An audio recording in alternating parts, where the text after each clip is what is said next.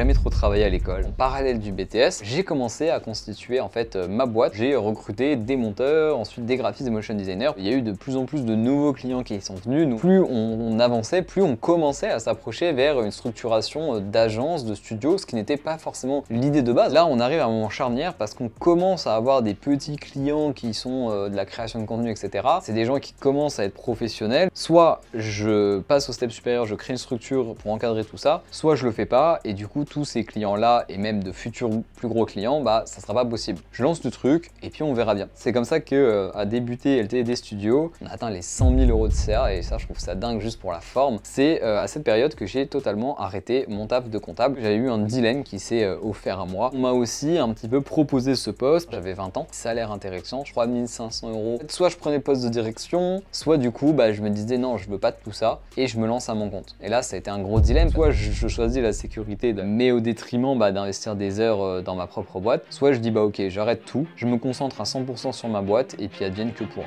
Et donc on arrive en 2024, l'année dans laquelle on est, et là c'est l'année de tous les changements.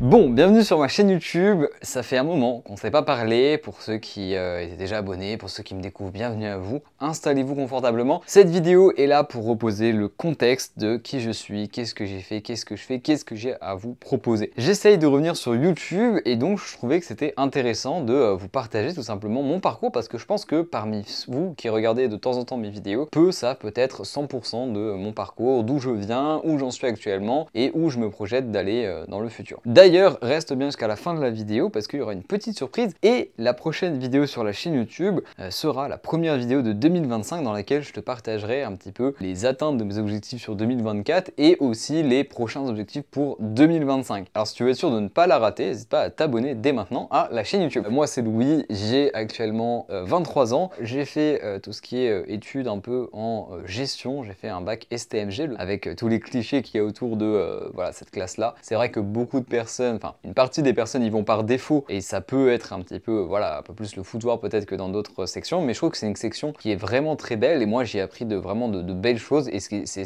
je pense ce point de départ qui m'a donné davantage envie d'aller sur le côté entrepreneurial, chose que je n'aurais peut-être pas eu autant envie de faire si j'avais été sur un bac ES, L, ES. J'ai suivi cette voie-là, j'en suis très content, j'ai tenu mon bac avec mention assez bien et puis voilà, me voilà dans la vie un petit peu classique. Avant ça, pour vous contextualiser davantage, moi j'avais fait aussi du montage vidéo pendant à peu près 8 ans d'un point de vue amateur. J'ai jamais vraiment passé l'étape de me professionnaliser, de me lancer en freelance. Déjà parce qu'à l'époque il n'y avait pas autant de monteurs qui se mettaient en avant sur les réseaux pour partager un peu leur quotidien, le fait que bah, on peut devenir monteur sans forcément passer par la voie classique de l'école. Il n'y avait pas non plus autant de formation, etc. Chemin classique de l'école m'étant fermé évidemment, bah, je me suis assez naturellement arrêté et coupé du montage malheureusement. Et ça va avoir son importance pour la suite. Après ce bac, je me suis dirigé vers des études dans cette même direction en gestion des entreprises et administration. C'était un DUT. J'y suis allé aussi un petit peu par défaut parce que j'ai eu la merveilleuse idée lors de ce fameux Parcoursup de ne mettre que des choix en rapport avec le montage vidéo. Yes! Ce qui fait que j'avais pas un dossier mauvais, mais assez pour être calé de tous les trucs en montage vidéo et me retrouver sans rien à l'issue de Parcoursup. Voilà.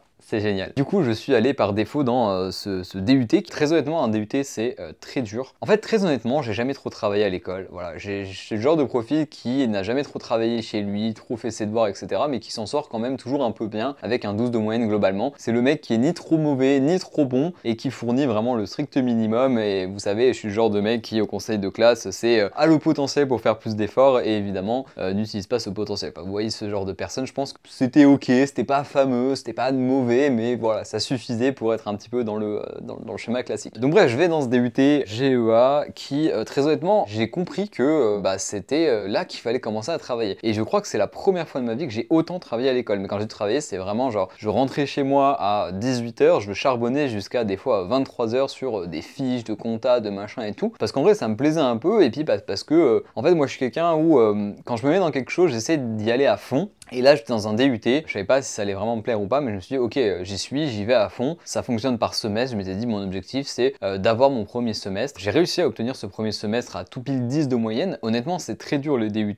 Et pour un profil comme moi qui n'avait jamais vraiment travaillé, c'était assez compliqué. Et puis il y a ce côté aussi où c'est pas la fac, mais il y a des grands cours en amphi. Moi, je déteste ça. Je trouve que c'est chiant parce que le prof il parle pendant 4 heures et tu te fais chier. La moitié des gens ont déjà les cours des secondes années, même moi. Donc en fait, t'es là à jouer, à rien foutre. Puis c'était très scolaire. Bref, ça m'a pas plu. En plus, le confinement est arrivé au même moment, donc j'ai décroché tout simplement parce qu'en plus le suivi était vraiment à chier pendant le confinement avec l'IUT auquel j'étais. Vraiment, la pédagogie là-bas, ça n'existe pas. Donc pendant le Covid, on était vraiment en liberté, on faisait ce qu'on voulait. Donc moi, j'ai totalement décroché et donc je suis pas allé à la fin de ce cycle-là. Et du coup, je me suis rabattu l'année suivante sur un BTS gestion des petites et moyennes entreprises, GPME pour ceux qui connaissent. Et cette fois-ci en alternance, je me suis dit, ok, moi ce qui je pense peut me plaire, c'est le côté être en cours, mais aussi être en entreprise parce que comme je vous l'ai dit, j'aime pas tout ce qui est un petit peu travail chez soi, etc.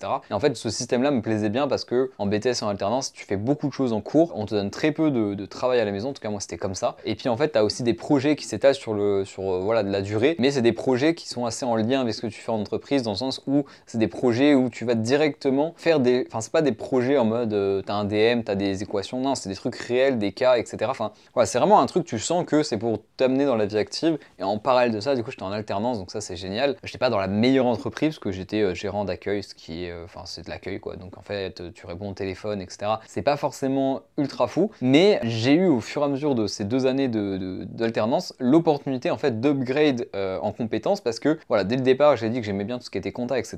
Et il s'avère que j'étais dans une petite boîte qui était gérée par un seul comptable. Ce comptable était un petit peu vieux et s'approchait de la retraite. Et donc en fait, sur la fin de mon BTS en alternance, sur les 6, 7, 8 mois, derniers mois de l'alternance, eh ben, on m'a progressivement fait basculer en comptabilité à tel point qu'à la fin de mon alternance, le comptable en question est parti et moi j'ai repris son poste à 100%, je gérais l'entièreté de la comptabilité. Donc là, c'est ce qui s'est passé après l'obtention de mon BTS, hein, je fais un raccourci mais j'ai obtenu du coup mon BTS et j'ai continué à faire ce poste-là pendant à peu près, je crois, 6 mois, en quasi 100%, je crois que j'étais à 25%, c'était voilà, mon envie personnelle. Et donc on arrive au moment un petit peu charnière où en parallèle de ça, je suis pas venu dessus jusqu'à maintenant, mais en parallèle de tout ça et notamment en parallèle du BTS, j'ai commencé à constituer en fait ma boîte parce que un truc que j'ai pas précisé, c'était que pendant le confinement, eh bien, j'ai essayé de renouer les liens avec le montage vidéo et donc je prenais en charge des montages totalement gratuitement sur un serveur Discord que j'avais créé à cette époque-là et qui est toujours disponible aujourd'hui pour totalement en fait occuper mon temps et retrouver cette connexion avec le montage. J'ai eu beaucoup de personnes du coup pour cette période-là, donc ça c'était avant le BTS, hein, qui sont venus vers moi pour faire des montages gratuits, ça m'a fait kiffer, etc.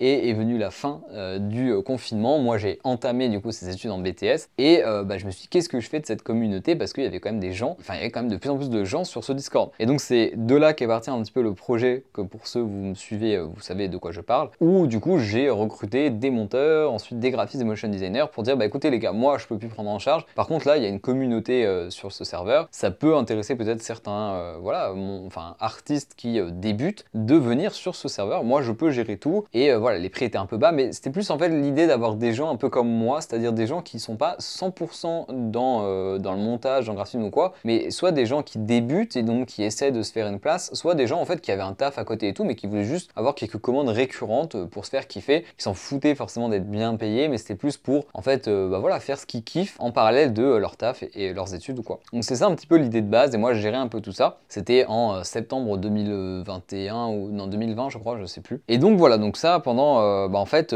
les 2 ans de mon BTS ça s'est fait. Alors la première année c'était vraiment sur ce côté un petit peu bénévole, enfin pas bénévolat mais c'était ce côté où il n'y avait pas vraiment de société, il n'y avait pas de structure, il n'y avait rien. Donc ça a duré je crois de septembre du coup 2020 à septembre 2021 et donc là débute la deuxième année de mon BTS, ça faisait 1 an que ce serveur Discord un peu communautaire commençait à tourner et là on s'approche de la fin d'année 2021 si je dis pas de bêtises, ouais c'est ça. Et là en fait de fil en aiguille, faut savoir que il y a eu de plus en plus de nouveaux clients qui sont venus, nous on a augmenté nos prix et en fait plus on avançait, plus on commençait à s'approcher vers une structuration d'agence, de studio, ce qui n'était pas forcément l'idée de base, hein. Il n'y avait même pas d'idée de base, c'est juste c'est venu petit à petit de faire un Discord un peu communautaire, notamment durant le confinement. Et du coup là voilà, on arrive à décembre 2021 et là je me dis ok, là on arrive à un moment charnière parce qu'on commence à avoir des petits clients qui sont de la création de contenu, etc. C'est des gens qui commencent à être professionnels, des gens qui du coup demandent des factures réelles, des vrais trucs avec une vraie structure, etc.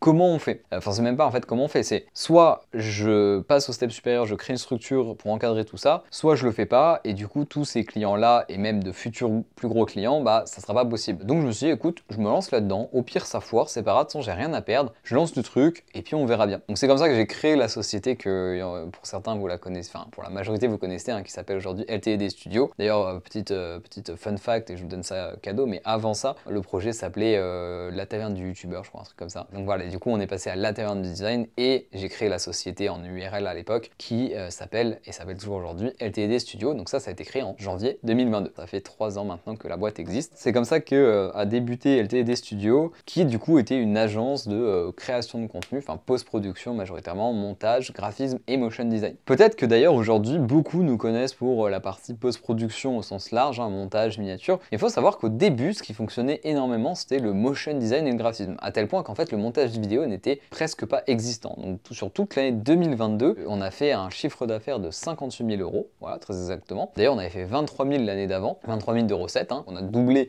ce qu'on avait entre guillemets fait l'année d'avant. Et il faut savoir que sur ces 58 000, je pense qu'il y a facilement 50 000 qui sont graphisme motion et le reste c'est du montage. Donc ça représente vraiment que dalle. On a aussi développé le site web à cette période-là, donc franchement très content, c'est vraiment le début. Et on a eu quelques contrats de premiers clients qui pour moi étaient vraiment incroyables, hein. J'ai pu, il y a par exemple des French Hardware que j'ai en tête, des Guillaume pour ceux peut-être qui connaissent, qui fait de la tech. Enfin voilà, des petites personnes comme ça, mais qui pour nous étaient déjà pas mal, ou à le ouf aussi. Et donc ça franchement c'était génial. Donc ça c'était 2022. J'étais toujours en études, hein, d'ailleurs, et je n'avais pas encore fini, je crois, si j'avais déjà fini mon BTS. Et donc c'était à cette période où j'ai fini mon BTS. Je suis resté dans l'entreprise où j'étais au poste de comptable et en parallèle du coup je développais cette boîte. On arrive du coup à décembre 2022, donc la première année de la boîte s'arrête et on entame 2023. 2023 c'est un axe qui change beaucoup pour moi parce que déjà je sens qu'on se professionnalise de plus en plus avec l'agence, hein. On met en place toute une plateforme sur le site web, on arrête progressivement les commandes sur le Discord et en plus de ça il y a la partie montage vidéo qui se développe davantage. D'ailleurs petit big up à Armand Leroux, hein, qui regardera peut-être cette vidéo, parce que voilà, aujourd'hui on est en full autonomie sur cette partie là et puis plus largement j'y reviendrai après, mais très honnêtement la partie montage vidéo, en tout cas ça s'est passé comme ça pour nous, c'est beaucoup Armand qui a beaucoup participé à la relancer parce que il m'a fait pas mal de passes D au début. Forcément après bon bah voilà on a fait par nous-mêmes, mais en tout cas j'estime qu'Armand a un peu lancé la boule de neige et pour ça encore une fois je le remercie à travers cette vidéo. Je pense qu'on aurait fini par réussir à faire quelque chose sans l'intervention d'Armand, mais je pense que ça aurait pris peut-être plus de temps, peut-être 3 mois de plus, 6 mois de plus, peut-être pas, je sais pas. En tout cas on le saura jamais, mais ce qui est sûr c'est que pour moi il a beaucoup aidé et ça franchement c'était vraiment génial ces passes D. Bref, je ferme la parenthèse et c'est comme ça que petit à petit le montage vidéo s'est lancé et bah, du coup ça a inversé la tendance, c'est-à-dire qu'à la fin de l'année on a doublé le CA de 2022, on est passé à 112 000 €, ce qui était vraiment fou parce que en plus de doubler on est passé, enfin on a atteint les 100 000 € de CA et ça je trouve ça dingue juste pour la forme. Et là du coup sur 100 000 je crois qu'on a peut-être fait 60 000, 70 000 de montage vidéo et le reste graphisme motion. Donc on voit que la tendance s'est quand même drastiquement inversée et ça c'est dû notamment au fait que bah en fait le montage t'as pas besoin d'avoir 40 000 clients pour qu'il y ait une récurrence, alors que le graphisme et le motion design bah c'est beaucoup plus compliqué. Quand t'as fait un logo, bon bah c'est génial, t'as fait une belle presta etc, mais ce client là va pas revenir demain, donc faut en retrouver un autre etc. Donc le montage c'est sûr que c'est beaucoup plus simple pour ce côté récurrence et CA en fait bah récurrent aussi. Donc ça c'est pour l'année 2023 et je le disais c'était aussi un moment charnière pour la simple et bonne raison que c'est à cette période que j'ai totalement arrêté mon taf de comptable, simplement parce que j'avais eu un dilemme qui s'est offert à moi. C'est que en début d'année 2023 ça se passait très bien dans la boîte où j'étais, je n'étais pas à 100% en comptabilité, mais voilà, je commençais à bien prendre mes fonctions, j'étais bien formé. Pour vous dire, ils avaient aussi un retard au niveau de la comptabilité, je crois de 2 ans, j'avais ramené ça à un retard de 1 an, donc j'avais vraiment voilà, charbonné pour déjà un peu redresser leur retard. En fait, j'arrivais à tellement bien m'intégrer qu'au bout d'un moment, il y a aussi eu le directeur de cette boîte-là qui partait aussi en retraite. Et donc là, la question s'est posée de qui va le remplacer. Donc il y a eu différentes personnes qui ont été suggérées, qui sont proposées elles-mêmes, et on m'a aussi un petit peu proposé ce poste parce que bah, j'avais été à l'accueil, j'avais été aussi un peu au secrétariat, j'avais géré la compta, donc quand tu gères la compta, tu vois quand même bah, globalement comment fonctionne la boîte. J'étais un peu passé par tous les postes là ces 3 dernières années, et donc on m'a voilà, un petit peu suggéré, notamment la présidente de cette boîte-là, m'a suggéré éventuellement de reprendre ce poste de direction qui est en fait à l'âge auquel j'étais, hein, j'avais 20 ans, bah une proposition assez intéressante parce que c'est un poste à responsabilité. Qui dit poste à responsabilité, qui dit salaire intéressant, je crois qu'on était à hauteur de 3500 € brut ou net, qui n'est pas la même, mais dans les deux cas, à 20 ans, c'est déjà très bien. Et derrière, le poste de comptabilité, ils étaient en train de voir pour recruter quelqu'un. Soit je prenais le poste de direction, soit je prenais le poste de comptable, soit du coup, bah, je me disais non, je veux pas de tout ça, et je me lance à mon compte. Et là, ça a été un gros dilemme parce que, bah, en fait, j'avais des opportunités pro dans cette boîte qui étaient vraiment incroyables, hein, comme je le disais, en termes de salaire, mais même en termes de responsabilité pour mon âge. Et puis d'un autre côté, bah, j'avais ma boîte qui était un peu mon bébé, qui était un peu le truc qui honnêtement me motivait bah, le matin quand je me levais pas pour... Enfin, j'étais pas motivé de me lever pour aller travailler dans la boîte où j'étais motivé de me lever pour aller travailler dans la boîte où j'étais, pour vite finir la journée et revenir chez moi pour bosser sur ma propre boîte. Et donc je me suis dit, ok, bah soit je choisis la sécurité, voilà, la sécurité d'un taf qui paye bien, mais au détriment bah, d'investir des heures dans ma propre boîte, soit je dis, bah ok, j'arrête tout, je me concentre à 100% sur ma boîte et puis advienne que pourra. Donc évidemment, j'ai choisi ce choix-là, qui n'était pas simple. Après, j'ai eu comment dire, la facilité d'esprit d'être encore chez mes parents, ce qui fait qu'en termes de finances, bah, c'était pas très grave si je ne générais rien, ce qui était le cas. Et puis en plus, je touchais un petit peu mon chômage, qui était très faible, hein, 700 €, je le touche encore un petit peu aujourd'hui, mais c'est clairement pas ça qui t'aide à vivre. Mais d'être chez ses parents, ça aide énormément. Donc j'ai choisi cette voie, la voie de l'insécurité, plutôt que la voie de la sécuriser avec une motivation un peu moindre, surtout le matin quand il faut se lever. Donc ça, c'était en 2023, ça a été une grosse étape, et donc on arrive en 2024, l'année dans laquelle on est, et là, c'est l'année de tous les changements. Parce que la boîte a 2 ans, j'ai fait globalement les grosses choses que je voulais, c'est-à-dire mon site web, la plateforme, j'ai commencé à atteindre des têtes d'affiche en termes de clients. On peut toujours atteindre plus haut, mais en tout cas, je commençais à atteindre des clients qui moi, m'intéressaient et que j'étais en mode, waouh, mais comment j'aurais jamais pu atteindre ce genre de clients. Donc, on va dire que j'avais atteint un peu mes gros objectifs et la grosse problématique auquel je me suis confronté, c'est que, moi, pour ceux qui le savent, c'est une boîte qui fait de la post-production, mais uniquement en sous-traitance. C'est-à-dire que c'est pas moi qui produis directement, c'est des sous-traitants, donc des freelances avec qui je travaille et qui collaborent avec moi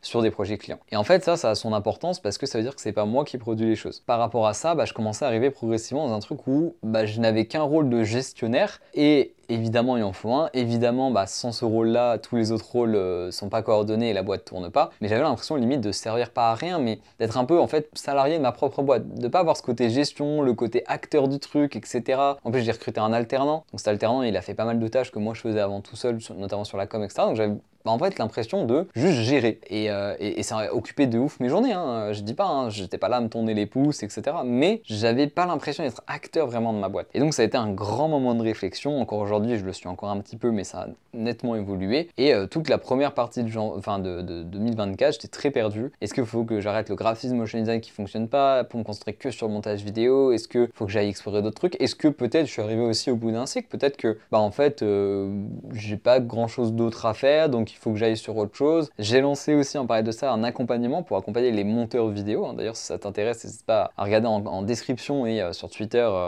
et puis tu peux venir échanger avec moi si tu veux. Donc ça a été aussi un souffle pour moi pour en fait faire autre chose que uniquement ma boîte. Mais même avec ça, en fait, je ressentais qu'il y avait un vide. Donc encore une fois, je me suis dit, ok, j'ai lancé une autre activité que cette activité-là en side project. Ça fonctionne, ok, ça me plaît, mais ça remplit toujours pas le vide. Donc c'est qu'il y a autre chose. Et en fait, je me suis rendu compte que tout simplement, la direction de l'agence que j'avais lancée depuis le début et qui était géniale arrivait au bout. Et donc, fallait autre chose. Il y avait d'autres choses qui m'intéressaient. Et voilà, c'était un travail de longue haleine. J'étais accompagné pour ça. Et il y a eu un gros travail d'introspection de qu'est-ce que je veux vraiment. En fait, je me suis beaucoup rendu compte que depuis le début de l'agence, j'ai investi beaucoup de temps et de moi-même sur les autres pour faire en sorte que les gens avec qui je travaille soient bien, pour faire en sorte que les clients soient bien, etc. Au détriment un petit peu de moi, ce qui me motive, ce qui m'intéresse. C'est aussi pour ça que je disais, j'avais l'impression de plus être acteur de ma boîte. C'est parce que en fait, je faisais tellement au mieux pour les autres, pour que tout le monde se sente bien, et j'ai réussi, donc je suis trop content, que en fait, je prenais quand même pas conscience de ce que moi je voulais. Et donc ça a été une problématique parce que du coup, j'étais pas vraiment heureux malgré le fait que voilà, on a fait des 100 000 de CA, j'ai atteint des clients de fou, mais en fait, je ressentais pas ce bonheur, cette motivation. Enfin, si, mais pas autant que ce que j'aurais voulu. C'est comme ça que petit à petit, en fait, on a réfléchi et je me suis dit, mais en fait, moi, ce que je kiffe, c'est 3 choses. Je kiffe l'entrepreneuriat, parce que c'est un peu mes études et je l'ai pas fait par défaut, mais parce que j'ai kiffé.